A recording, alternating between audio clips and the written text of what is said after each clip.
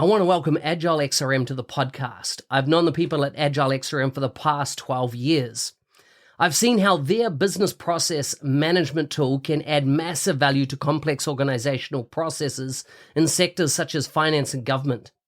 If you have complex processes or a need for dialogues on the Power Platform or Dynamics 365, take a look at how this BPM tool can add value. You can find them at agilexrm.com or check out the show notes for more details.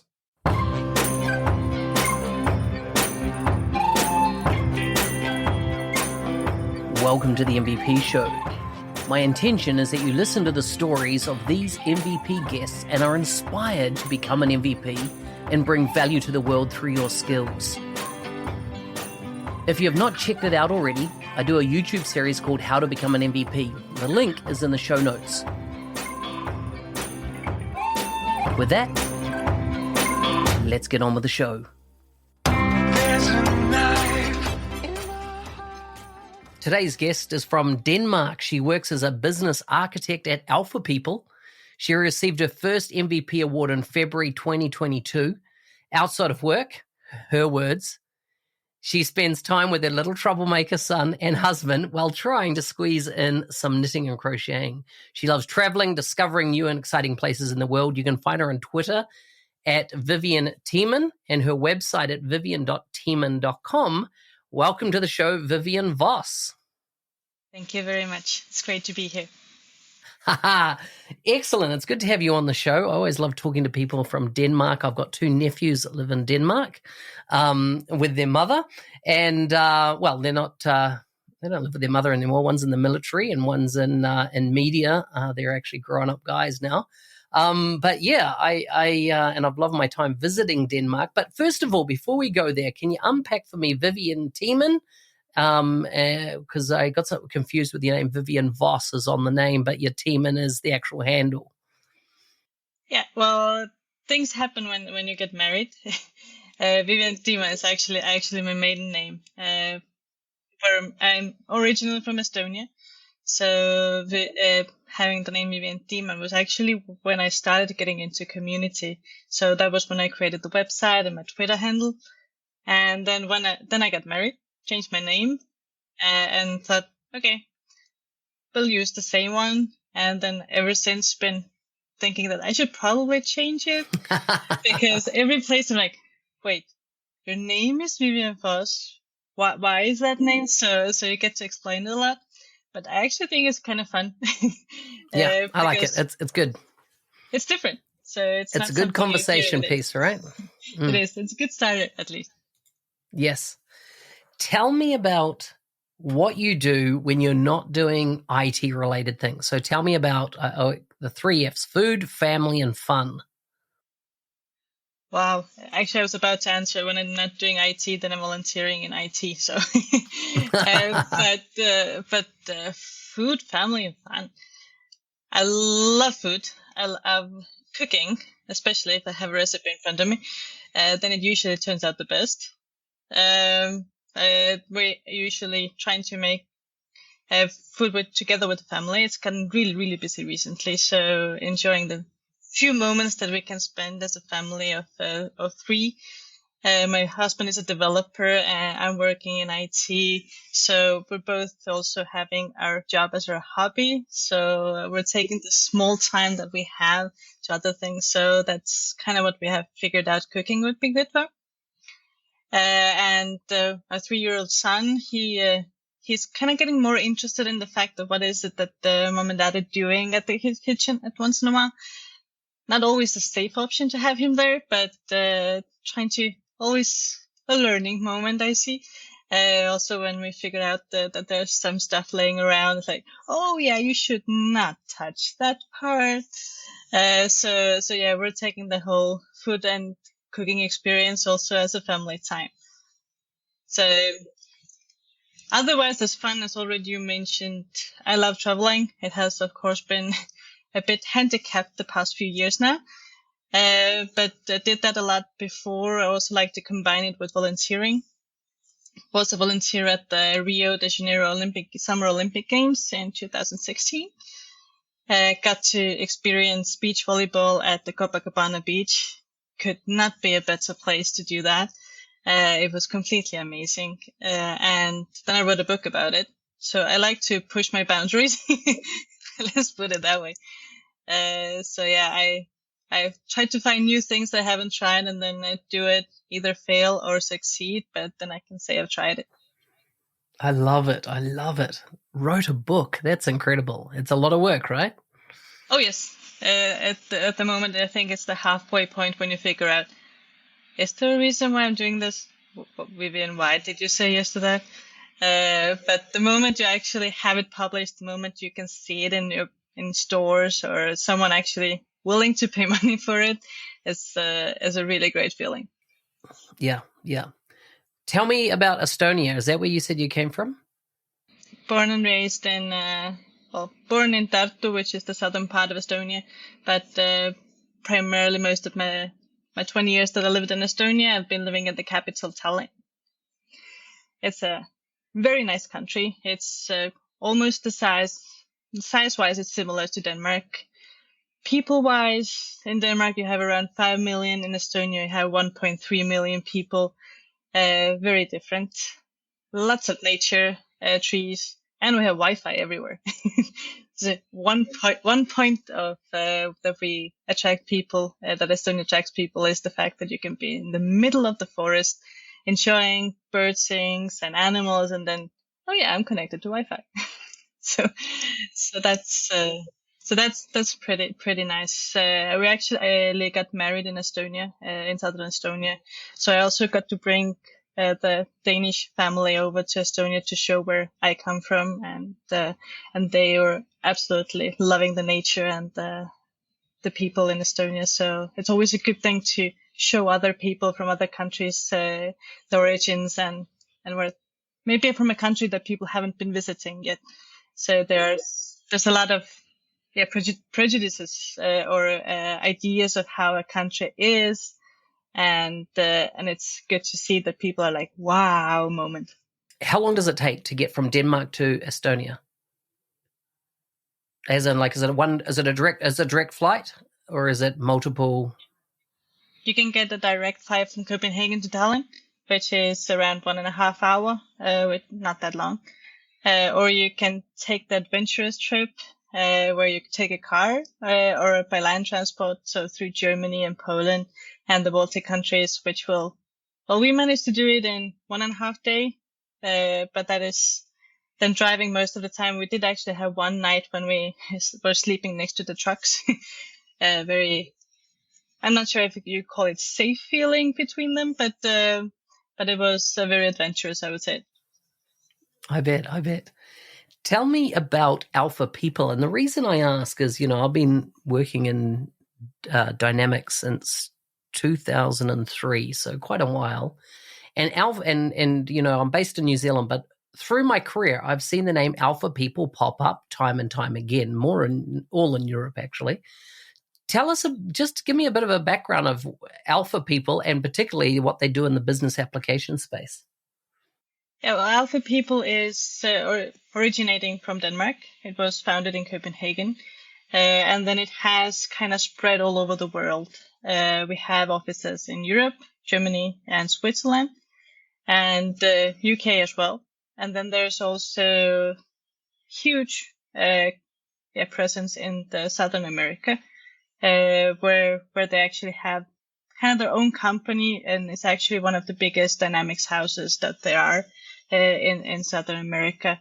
So it's overall a huge company. In Denmark, we're actually trying to recreate the team, starting from scratch again with the business applications, building up an F&O team, our sales team, and trying to just approach it from another angle, getting very amazing people that have actually been working with business applications for the past 10, 15 years, getting on board and actually working together, trying to break the silos of which is the F&O and the sales part. I think that is actually pretty amazing. I've also, full on dynamics, CRM and marketing myself, but actually getting to work and hear about how people work with F&O or on the ERP ERP side of things is actually really, really exciting. And also to get to work together without having to kind of put yourself in a box saying, no, I'm not touching that area. That's ERP. So it's a great approach, I believe. Yeah, I totally understand what you mean, because my entire career has been built around the customer engagement products, and very much, started off in CRM space, and of course Power Platform now. But in my current role now, I'm finding I'm doing a heck of a lot now in the F&O space, and it's exciting. It's cool. It's like, I think more and more Microsoft's move to break down the ERP, CRM kind of silos at the product level has kind of led to it happening out in companies like the ones we work for. Tell me, so with Alpha People, do you do things other than Microsoft business applications? Like, do you do other type of consulting in like Azure or even other non-Microsoft tech? Not really. If we take Asia, if we take other areas, then it has been part of a bigger solution that the issue we're trying to solve with the customer. But it is primarily the Dynamics for Power Platform that we're focusing on. Wow.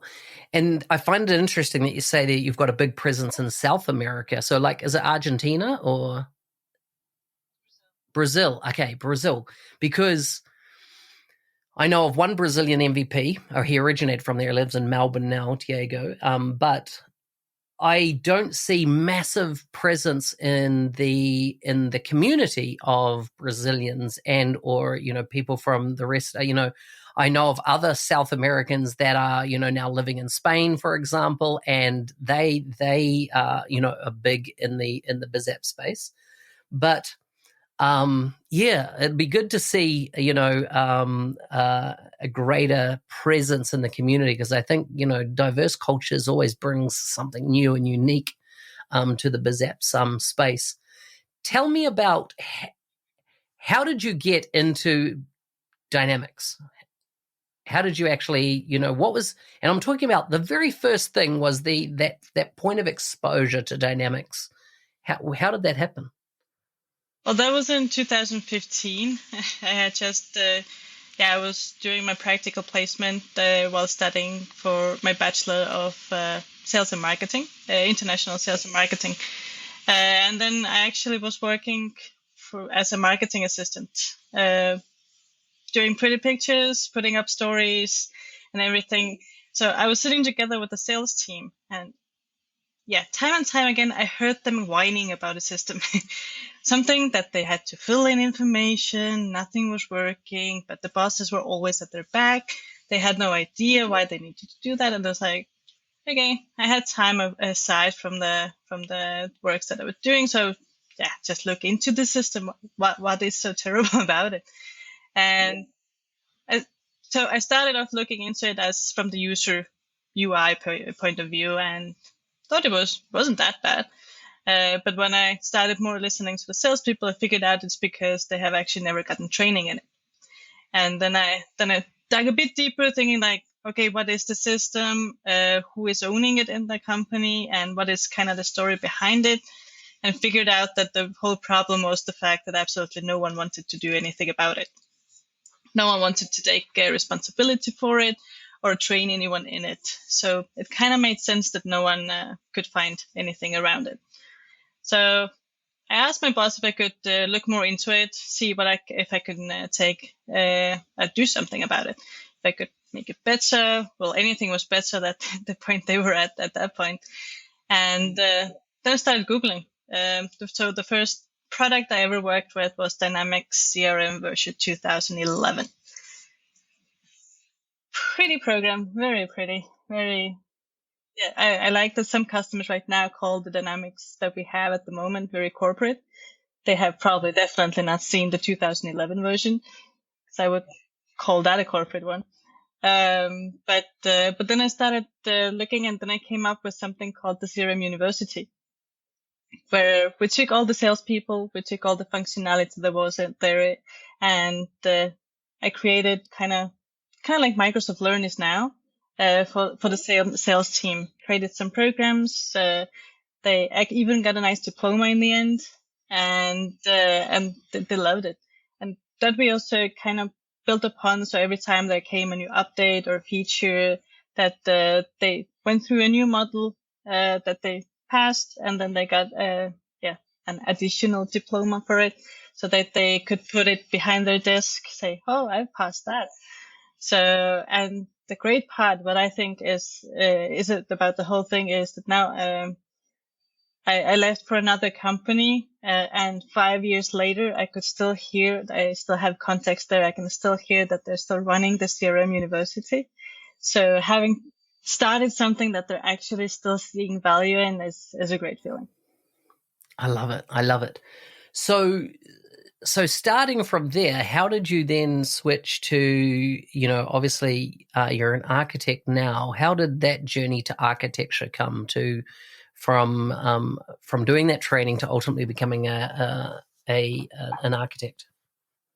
Well, I quit that job when I went to be a volunteer in the Summer Olympics. So I took a month in Brazil, where I was traveling around Rio and then was a volunteer. And when I came back, then I had some time to think what I wanted to do. But one thing I knew was the fact that I wanted to research more on the dynamics area, about the CRM part. So I took a long shot, a really long shot, when I applied for a job as a technical consultant in a company in southern Denmark, on an island called Als, in the company called Linak, which is producing linear actuators to desks and everything that you basically need to make moving. And I actually got the job, which was one of the best experiences of my life, because I was so sure that I had absolutely no qualifications, knowing that I just had graced the top layer of CRM, and then I had no clue about the technical side of things and everything. So, but the 5 years there, and that also shows if you have the right boss, you have the right, you're given free hands to do what you want to do, then the possibilities are endless. So I dug deeper. I started connecting with different people in the community, started following different people from the community, and so reached that deep that I actually in the end learned JavaScript and C# for Dynamics, and then I started actually writing about the things that I'd learned, because working with a system that was that old, because in 2015, 2011 version was already pretty old, and then the problems that they raised, and the solutions I could find, and so that was afterwards. I also led a project where we upgraded to 2016, and in the end also I went through a project where we actually moved from on-premise to online. So within those 6 years or 5 years that I was with that company, I actually managed to go through huge projects and steps in Dynamics, and followed the travel also that the product has gone through itself, and different possibilities and features that have come and are continuously coming from now on. I like it. Vivian, I feel like I'd talk to you for ages, because there's in my mind, I'm like, I know we've run out of time, but I'd like to talk to you about Dynamics marketing and your experiences with that. Of course, you're speaking at Scottish Summit, or you're involved in Scottish Summit as well, which I just think is fantastic. It's great to see that in-person event, being run in person this year again, which is exciting. Before I let you go, though, tell me any advice you would give to others that think that they perhaps want to become an MVP. Go for it. But what it is, just do what you love. Do it with passion. If you just started blogging, if you just started interacting with the community, don't dare to ask anyone. People are super amazing. I was totally terrified of everyone myself, but just getting the first introductions in, you will soon be within the community, and everyone is so amazing. So you'll love it. Definitely go for it. Hey, thanks for listening. I'm your host, Business Application MVP Mark Smith, otherwise known as the NZ365 Guy. If you like the show and want to be a supporter, check out buymeacoffee.com/NZ365 Guy. Thanks again, and see you next time.